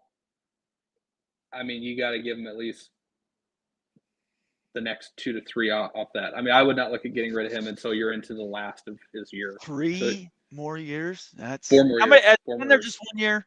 He's been there 1 year. Okay, so 3 is reasonable. 4 years is kind of the max. Yeah, if he gets after year 3, if there's no improvement, then year 4 is a put up or shut up, and if there's nothing after year 4, he needs to go. Yeah, I think between 3 and 4, patience is very, very thin, because everybody's putting in so many millions of dollars. They're just we are investing in you. We need a return on our investment. And by the way, all 3 of those schools, Florida State, Utah, and Oklahoma State, I think this next year are going to be very, very good. And if you're picking against Florida State, you are going to lose money. But it'd be fun to watch them blow up again. That'd be fun. I still don't get that. I don't. Yeah, why do you have a thing for Florida State? Just because? I don't have a thing for if Florida State had just if they had just blown up, I'd been like, oh well, they blew up. but it was the fact that you looked everyone in the eye and said, and you didn't just say it on Twitter. You didn't Right. just say it in a meeting. You filed legal documents that basically said, "We Yes. rock. You all suck." And Yes. then you got ran out of the stadium every week for 12 games. That was fantastic. But what's ironic is in doing that, yeah, haha, everybody celebrates, but now your conference is worth nothing. That's Because true. But you went out, you put two teams in that got absolutely blown out in their games in the CFP, and it just wasn't a good look. see, I think So, their conference was worth nothing the minute they filed the lawsuit. well, I mean, nothing is relative. I think it's worth True. something, Yeah. but it's not. You said it earlier. The unsettledness about the ACC is going to be its downfall Mm. because you can't invest in something that you know is on a timer. No, and that was I think Greg Flugar said that that's part of the reason why they haven't gotten any capital investments or equity is because all those bankers are like, Right. why would I do that? Yeah. Private equity. I don't want to get an argument because Greg's a friend, but I think we said that first Yeah. long time ago, but I'm not going to take ownership for it. It's actually Wild Ute. I think they brought up private equity last year, but I don't know. We'd have to go back and actually track to see. Greg might have beat us. I can't remember. Greg might have won. And hey, Uh, my AirPods are starting to die. you're going to So, go. Okay, I'm going to let you go. yeah. I'm going to go through the rest of these comments. Okay. Tell everybody who you are again. Let me get this comment off again from Daniel. Go ahead. Yeah. So my name's Scott. I do Sidelines Houston. You can find me on X at SSN_UH. I talk mostly Houston, but comment on things in general. And I appreciate you having me on. And anytime you want me back, just shoot me a DM, and I'd be happy to make it work. This was fascinating. I'm so glad we got to do it. And I agree. Yeah. If we can hook up some way, do a collaboration with a UCF and a Cincinnati guy, if you know anybody, please send them my way. Okay, I definitely will. And reach out anytime you want me back. I appreciate it. Thank you much, Scott. I appreciate you sticking around. I know this was a long time, so I appreciate it. Oh, it's good. No problem. Okay. Thanks, guys. We'll see you later. Bye-bye. Go Cougs. Go Cougs. All right. Houston Cougars. And I'm going to get this comment. I know Scott's headphones were dying, and I wore them out. He didn't know how long I was going to keep them on. You guys know I can do this for a while. Kerry Go Knowles. Last shot. You get the last word on this thing. $5 super chat. Thank you so much for your support, Kerry. That's 1 year, dude. Talking to Scott. How about the last 15 to 20 years? Some of your schools have never sniffed a natty law. So I'm going to leave that sit where it is. I think it's hard to argue history, so I'm just going to let it go. Kerry, I love Florida State, so I like all the Florida schools, frankly. Let's get through a bunch more of these comments. I appreciate everybody sticking with us tonight. It's been fun. Kerry says, what's up, Bomber, earlier, and just getting to that now. Timothy Green, soldier out there in West Virginia, valuable member. Again, good to have you, Timothy. I appreciate you so much. Hope you're feeling okay and everything's going well with you. You're a great representative of our channel. I really appreciate it. Everything you do for us. Go Back 45 again said there is almost no room near Pitt University to build a stadium. Okay. That's an answer on the Pitt Stadium thing. Stormy Cyclone, Hakeem. So I'm going to say is it Hakinal? I know I'm going to get that wrong. I hear you. ISU building Sci-Town right now is a $200 million project. By the way, Kansas is building a brand new renovated football stadium. They're all in on football. So if you're thinking Kansas is just a basketball school, you're making a big mistake. Pollard and Iowa State would like to see State in the collection plate. So just so everybody knows how that works, and we'll go back to that Jamie Pollard tweet, which I think is just fascinating. I cannot believe he did this. It just blows me away that we got here. So Jamie Pollard, everybody knows, is the ISU AD, and he put out this tweet basically saying Arizona is subsidizing Arizona State, subsidizing the athletic programs to the tune of about $51.7 million to break even. And Iowa State, Jamie Pollard saying, how do we compete with that? Phoenix by itself has almost more people than the entire state of Iowa. I mean, you take the entire, millions and millions of people. It's very tough, and you guys are in a state that's very competitive with Iowa on Big Ten. So I just don't know. I don't know how that's going to work out. But Jamie Pollard's putting up the red flare, saying we need help. So Iowa, in particular, is going to have to pass a law that allows their congressional people. Ask my wife how to say that. Legislature is the word, and they have to pass a law saying we can now, give a bunch more money to our state schools or something. There has to be a mechanism to do that, and Jamie Pollard's complaining they're going to have a challenge to compete up with that. So, what a time to be in college sports. It is absolutely crazy. Go Black 45 says they play in Steeler Stadium. That's about Pitt. Appreciate that again. Conundrum had a post up here. Where did it go? Right here is where this started. Conundrum, valuable member of Mafia family. Thank you so much, Conundrum. Better give U of A, that's Arizona, $103.4 million to save the Wildcats. Arizona wants more money, and then followed that up by saying, just trying to get to all of these. Sorry. Oh, sorry. I missed one in the middle. Oh, right here. Taiwan building an $8.5 billion semiconductor factory in Phoenix. Easy money. I did not know that. That's fascinating. Because right now, Taiwan is the number one manufacturer. I don't know if everybody knows this, semiconductors in the entire world. And they're under threat by China like literally every minute. So the fact that they're building something in the U.S. is amazing. That I didn't know that. That's great to know. And that's going to help not revitalize, but continue to vitalize the Phoenix area. That's amazing. It's not Taiwan, by the way. It's Taiwan Semiconductor Company, I think. And it's $100 billion company, $8 billion in taxes. That's Arizona is going to be just fine. Timothy Green, speaking of Houston, have you all seen the size of their players? I was like, oh my gosh, most of them look like they could be an NBA already. Houston is an NBA team, essentially. They are so good. Houston is really, really good. That's why it was great timing to have Scott on and talk about Houston. That was great. Jackson Johnson, one of our moderators. I appreciate all the work you do for us, Jackson. Great to see you.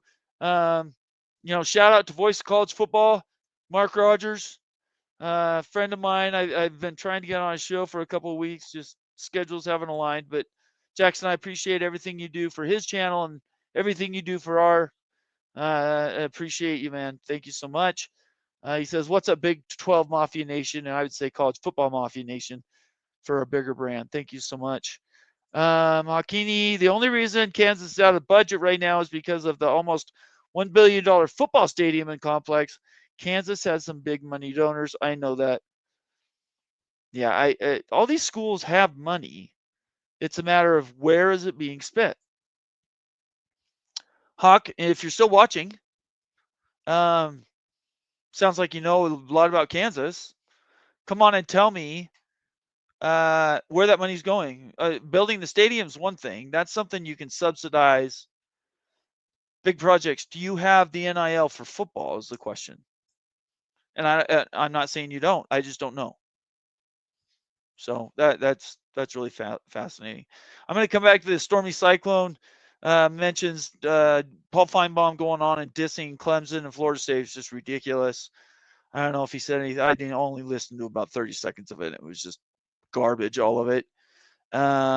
He says Feinbaum and ESPN offering false narrative for SEC deflection. They will be adding teams, in my opinion. Yeah, the SEC is in a great position. They could pick up anybody they wanted to from the ACC or the Big 12. I just don't know that they need to. So we will find out if they need to do that or not. I don't know. We've got about 10 more minutes. Here we go.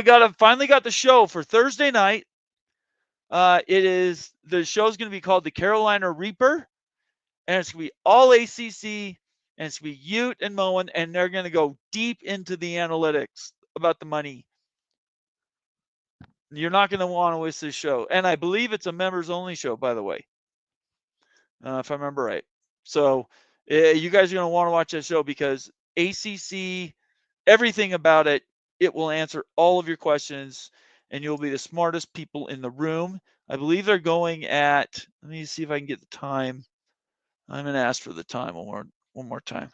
I believe it's from 6:30 to 7:30 Eastern, but I could be wrong. I could have that wrong. It could be 8:30 to 9:30. I'm checking on that. But it's a members only show. We'll advertise it, obviously. But if you want to become a member now, go to our main page on YouTube, College Football Mafia, and hit the join button right in the middle of the page, right underneath the video. And to get in, get ahead, front load all the member videos that are about realignment, about every realignment target. Covered it all last year. All that data is pretty much the same. Just some of the numbers have changed quite a, maybe a little, maybe a lot because of economics and a year later. So we are covering that though, and it's going to be a fantastic show. James Davis again. ESPN is the one saying FSU Clemson bringing nothing. It is. That's crazy. To a new conference because they're trying to get them for cheap. I'm sure they're driving the price down. That's something we didn't get to, and I'm going to cover it tomorrow on the show. Tomorrow I have a show with Fergie, University of Colorado rep, another Big 12 guy, but we're going to talk all big college football ideas. No, I'm going to say I didn't say that, Chris. Don't take me out of context. I never said the ACC is worth nothing. Never. I've never said that. So I don't know where you're getting that. That's not a quote from me. So, and everybody here watching knows this. So I'm not just making. They would call me on it if I was saying something wrong.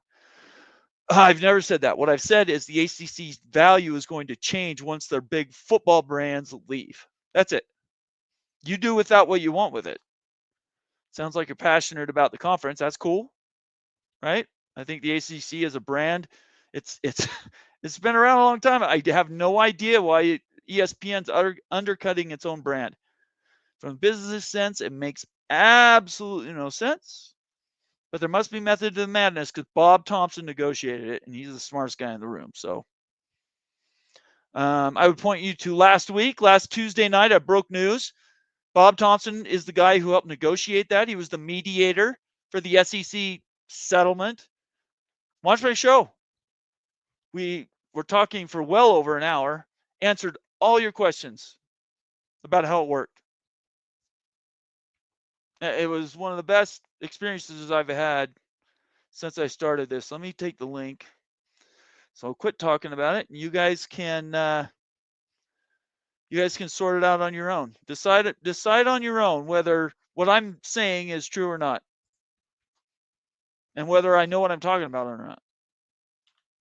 I challenge anybody, always. Come on and let's debate. I am not afraid of anybody. Everything we do is backed up by data. All right, here you go. Here's the show. On the main page, you go to our live tab. There it is right there. The Great Escape. What Florida State and Clemson's win means for the ACC. Pretty simple. It's right there. And Bob Thompson talks about it. He will tell you why it's such a big deal. So there's nothing to show you there, so I'm going to take that down. But yeah, we covered it. I'm not just making stuff up. Let's see here. Let's keep reading these comments. You guys are awesome. Stormy Cyclone, the Black Eyed Peas, Fergie. I'm all in. Boy, that would be cool. I'd love to interview Fergie. I'm an old guy. I like Fergie. Tempest, where you been, man? It's good to see you. Another member of the Mafia family. I wonder if the ACC was crying a river to fill my ocean. Oh, boy. You guys, you're so mean sometimes. Timothy Green, our soldier out there on the East Coast, West Virginia. Just wanted to say another great show. You done another great show, Bomber. Thank you very much. I really, how I take that to heart. So thank you very much. Mr. Ed Wayner, Houston. We talked Houston for almost 2 hours, brother. Where were you? It's good to see you. I hope you were here, saw some of that. Watch the beginning. We talked a ton of Houston, like an hour. And we'll do it again. I know you appreciate that. He says, a valuable member, by the way, of the Moffitt family. Samsung is building a cheap plant east of Austin, Texas. Another one I did not know. These are great gets for the U.S. and the economy, by the way. Absolutely, that's a win for the United States of America. We need more manufacturing. Tempest again. Note to the Big Ten. Why have one Florida team when you could have two? Get them on the cheap, right? Robin Leach. There you go. Lifestyles of the Rich and Famous. Robin Leach. Thank you very much, Chris. I appreciate you. You must be an old guy like me, unless you did the chat GTP and looked it up. Or YouTube, I guess. YouTube's faster. Yes, Robin Leach. He has the fan. Watch those things on YouTube. If you can get them on like Amazon Prime or something, they were fantastic shows. They were so cool. Caviar Dreams. What was the other one? Anyway, it doesn't matter. I'm reminiscing a little bit. You guys know you lose me when you start asking history stuff because that's where I live. Shonsky again. I haven't. I believe Florida State is going to be fine, especially now the dust can settle. Yeah, there's no doubt Florida State's going to be fine. It's just going to take time. Just going to take time. Steel Austin, where you been, man? My Utah rep, you would have been loving when I was talking about Utah earlier. You would have absolutely loved that. No, you wouldn't. I'm just letting you know you would not have loved it. I went a little off script there. But I appreciate you. Thank you very much for being here. We need to get you on the show. I'd love to have a conversation with you and we can talk Utah because me and you, we have this relationship where our conflict is a little different. I would love to be adversarial with somebody from Utah for an hour. That would be so fun. Anyway, that's off topic. Hit me up on Twitter if you want to do that. He says, can't have the flagship of the conference down. Utah fans understand this. There you go. You caught the end of our conversation. That's cool. Let's see here. Tempest again. All last now, but we owned ACC for 12 straight years with only 3 losses in these. Yeah, look, you know how I feel about Florida State. There's no doubt about it. MBF says FSU let me down in 2000. That's funny. BYU football. Sorry, Shonsky again says the Utes are going to be fine. I have them winning at least 8 games. The Utes have a lot of talent still. Look, anybody counting Utah out is just dumb. That's all I'm going to say. That's from a BYU guy. I'm just telling you right now. Utah will be back, just like Oklahoma State, just like Florida State. Still, it's okay, Palmer. I love you, brother. It's great to see you anyway. Getting to a few more here. Any last comments you want to get out? They'll have to be super chats really quick because I'm almost on 2 hours. It's probably time for me to get off. I could do this for a while, but I don't need to again like last week. I watched that show with you, Bomber, and of course, it was a great show with a great guest. Yeah, Bob Thompson is the best at what he does, and he knows more about college football than all of us watching, anybody watching this show tonight. We know a thimble of what Bob Thompson knows, and we had him for well over an hour last week. ACC, just go into my catalog. Title of the show was Florida State and Clemson shatter ironclad ACC grant rights, and that is a fact. That was a fantastic title by Moen. Last comment, and I'm going to take this and we'll post it in the chat so everybody can see it. So Thursday night, members only video. This is the title and the time. It is 8:30 Eastern time on Thursday. Wild Ute University live, the Carolina Reaper. It's all ACC, North Carolina, Florida State, Clemson. Let's go, Miami. Get in there. And you guys, guarantee you will learn. You will learn something. I don't make a lot of promises. I promise you will learn something. Tempest ACC Gore was so ironclad it sunk the Titanic. Okay, no more dunking on the ACC. We could do that for a while. A lot of people are sensitive about the ACC, and I totally understand. Look, if it was my conference, I'd be defensive too. But you got to be pragmatic. This is my final word. If you're a school like Pitt, you will be left behind. You will be Washington State or Oregon State. Brands that I love. I respect Pitt, but you guys have got to get it in your heads. You're not all that. I'm sorry, but you are a Big 12 school. You're the exact same level. So And if you're those other schools, they're calling Brett Yormark right now. He's got you on hold because Brett Yormark's waiting on the big brands. So it's all dominoes. ACC will be around. It'll make money. Big basketball for sure. Football. But I once you lose your big brands, I do not see. Anyway, it doesn't matter. I appreciate everybody. I appreciate Scott coming on from Sidelines Houston. That was a lot of fun. Make sure you check him out. He's a fantastic guest. And I like this. Stormy Cyclone says, new video with Pickles is awesome. Yeah, what was the title? That was a short. Sorry, just give me a second. That was a short video he did with Pickles. Damn it. Where is it? I'm sorry, everybody. Which one is it? Was it the ACC TV value? Was it that one? I'm not sure if that's the right video. Correct me if I'm wrong. You guys are awesome. Anyways, there's the link. Go into our library. Our shows are the best, and most of the videos we have aren't member only. So you can just go watch them. Click on the go on the videos page. Should have done this earlier. It's right there. Just hit the videos tab. These are all free. Don't cost you anything. Hop in. Not all of them, I guess. It lists the private videos too, but you can get in, and they are amazing shows. You guys will love them. I absolutely promise you. Tomorrow night, we have that, Chris. We do. Well, it's not all the time. Brock and Rants of Miami guy. He's a contributor. Do you have an ACC person that's willing to come on and do it all the time? We had Sidelines UNC last week. I'm trying to find an ACC guy that can just do ACC. It's been very difficult. So if you know somebody, Chris, send them my way. I happily bring them on. I'll let him talk for an entire hour. He can sit here and sell the ACC forever. I'm totally okay with that. Just get me somebody. Do you want to come on? You're going to volunteer to come on here and not just be in chat, sort of independent? Come on and, use your face and represent what you think. I'd love to do that. Just hit me up. If you're an ACC guy, you want to come on, we'll do an entire show around the ACC, I promise. All right, a couple more comments. Steel Austin, great show, Bomber. Love College Football Mafia. Thank you so much. Yeah, and then we could do this all night, and I got to go.